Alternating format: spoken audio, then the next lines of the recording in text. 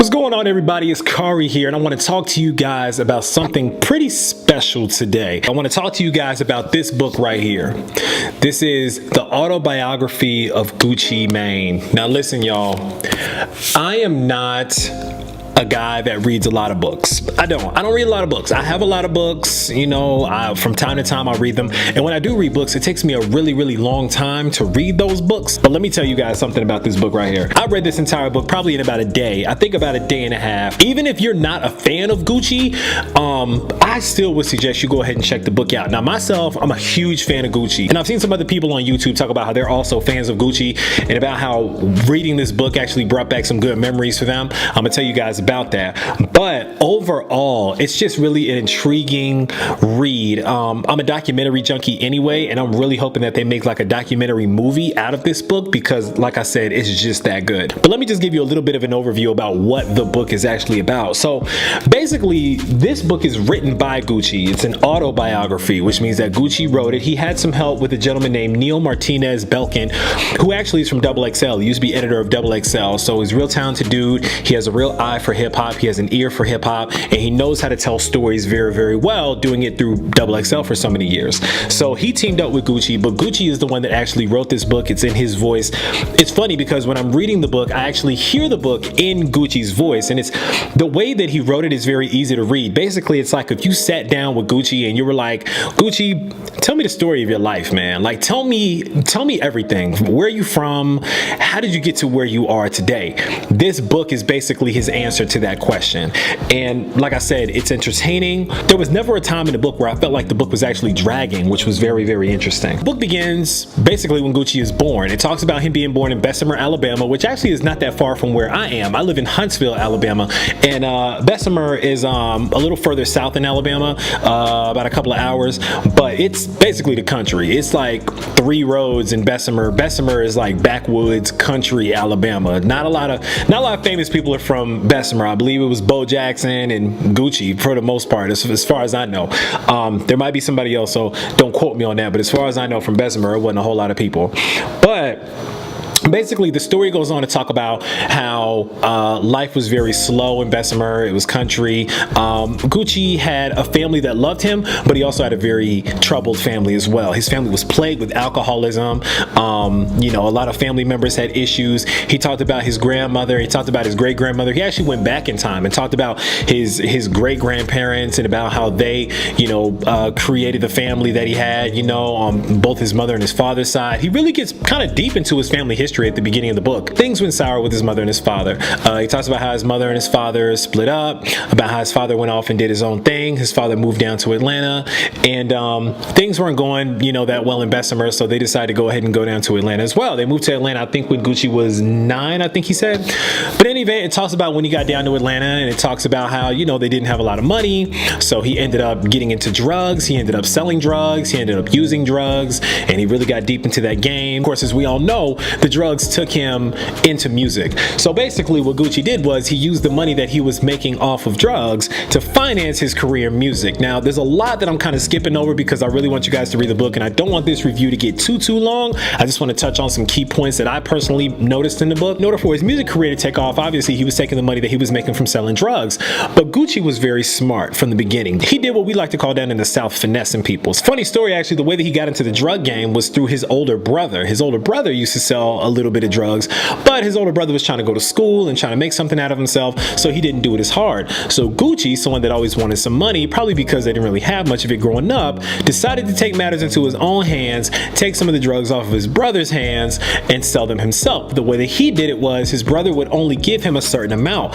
so he used to pinch off a small amount of those drugs and put a little bit to the side for himself so he could make a little bit of extra money, and so on and so forth. He would flip that money, and soon enough he started making a pretty decent living for himself. He talks about some of the stories behind some of the biggest singles that he had, and I think that's the part of the book where I really enjoyed, because I honestly, when I was reading the book and he would reference a song that I really liked, I would stop, go to YouTube, go play the song, and then come back and finish the rest of the chapter. But man, it's an amazing read, you guys. It's really, really good. I wanted to point out just a few key things about the book that I really enjoyed. First point that I wanted to make about the book is the fact that Juvenile is a really grimy dude. Let me break this down. In the book, Gucci talks about his first celebrity encounter was actually with Juvenile, and this happened to be around 1999 when Juvenile was really, really hot. He had Back That Thing Up going on, and he had a platinum album, 400 Degrees, and Juvie was really, really hot. The way that the story went was that he wanted to do a song with Juvenile, Gucci did,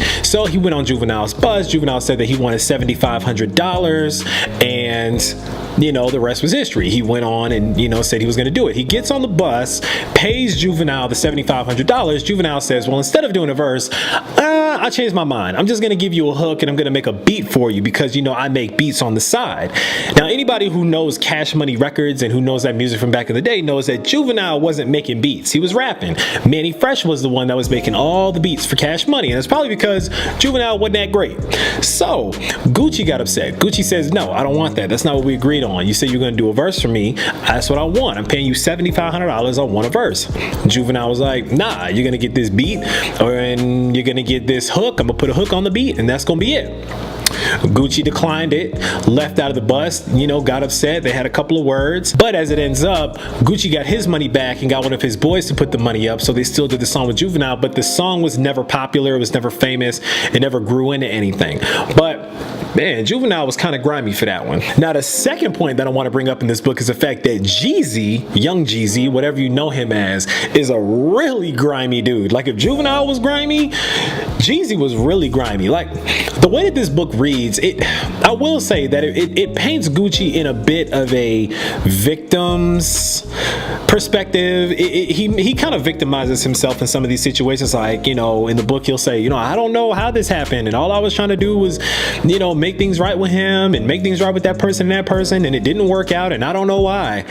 I hear ya, but we all know that Gucci is still the hip-hop boogeyman, and he talks about his drug use and how he used to flip out of his mind and everything like that. So you know, the tough thing about these books is that they can tend to be one-sided. I'm sure everybody has a side to the story. Jeezy has a side, Juvenile has a side, whatever. But as it came to Jeezy, it was pretty publicized, the beef that the two of them had, you know, especially back in like the early 2000s and stuff like that. Apparently in the book, you know, Jeezy put a word out and had basically some money put on Gucci's head. You know, I guess he felt like he was encroaching on his territory. Jeezy was running with BMF, you know, and they were throwing around a bunch of money down there. Jeezy was really the one that started, you know, trap music as it were, and obviously Jeezy went mainstream first before Gucci, and he got really, really big, signed to Def Jam, so on and so forth.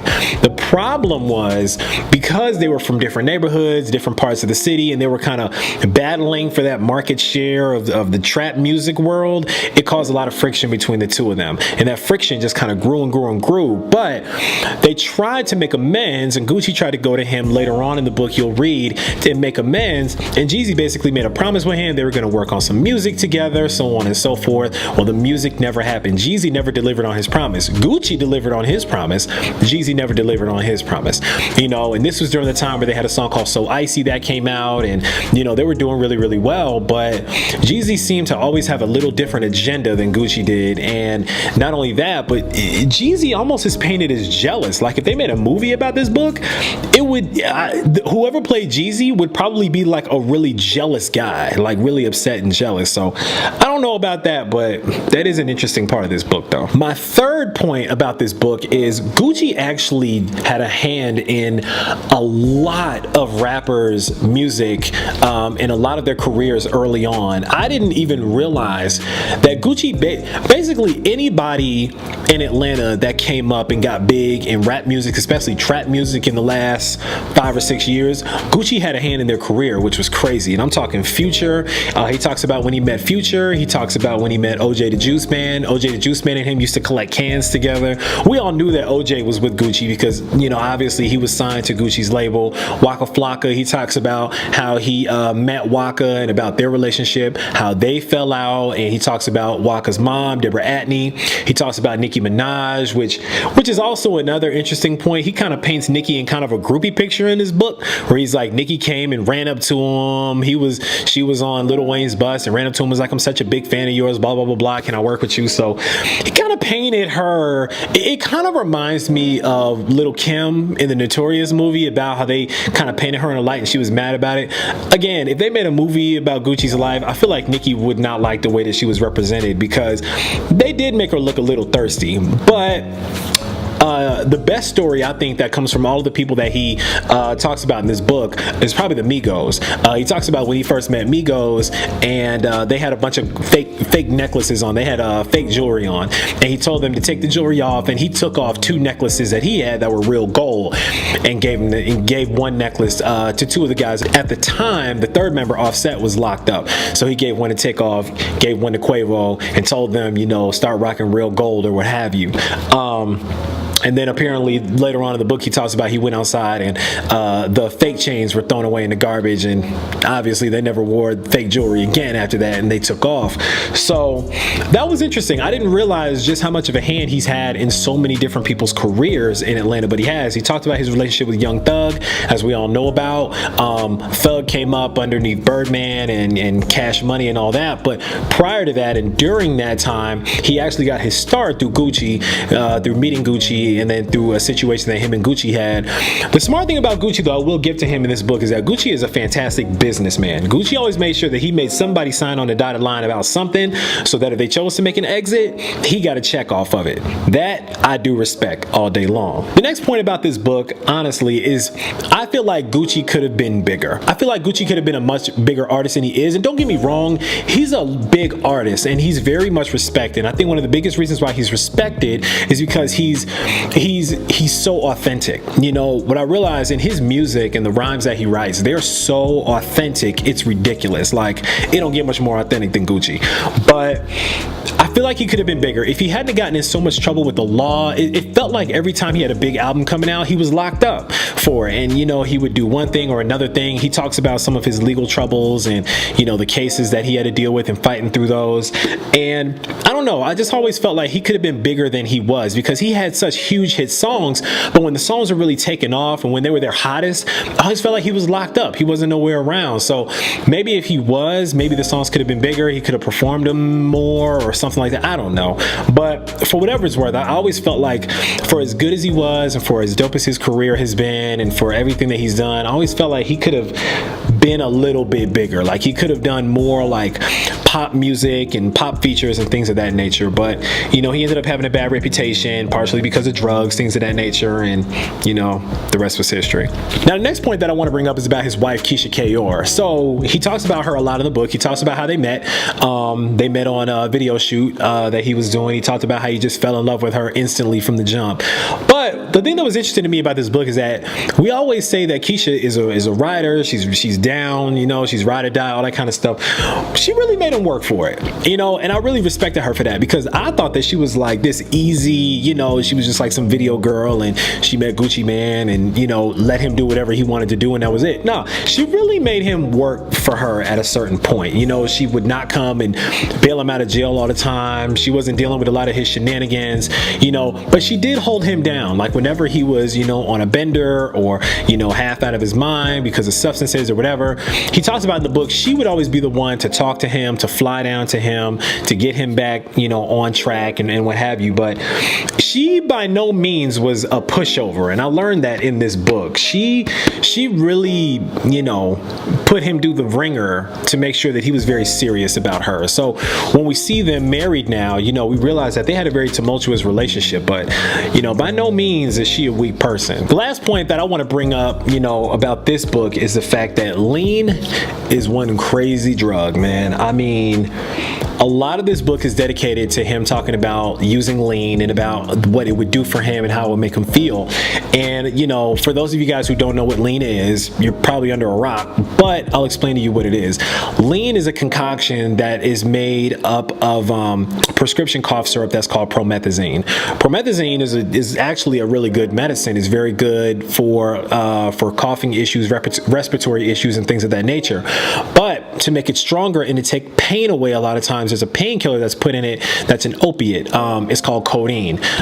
So promethazine is like this very thick cough syrup that slows your body down, and then with the codeine in it, you know, having that opiate effect in there, it really can trip you out. It can give you a chemical imbalance if you take in too much of it. You can be highly dependent on it, things of that nature. So what a lot of people do with that promethazine, with that cough syrup, is they mix it with soda or juice or lemonade in this case, because Gucci's hit song Lemonade actually came from him trying to pour up some lean and him running out of Sprite. Most people use Sprite for it, and so he used lemonade for it. But in any event, that lean took him down through there. For those of you guys who were fans of Gucci like me, you know, you remember back in the day when Gucci was huge, he was big, he had a huge stomach. Everybody used to make fun of him and say that he looked pregnant and all that other type of stuff. He was a big guy, really, really big, almost 300 pounds, I think that he said he was at one point. And then he talks about, you know, basically how he used to go back to using lean whenever things in his life would go bad. You know, he knew it was wrong. He would try to get off lean for a while, but it wouldn't work. He would get back on it or whatever. But I think the worst part of this book comes in where he talks about his withdrawal process. He had gone to rehab a couple of times for like a month, but that really wasn't a withdrawal. He was fine. But it wasn't until he went to jail this last time that he really had withdrawal for real.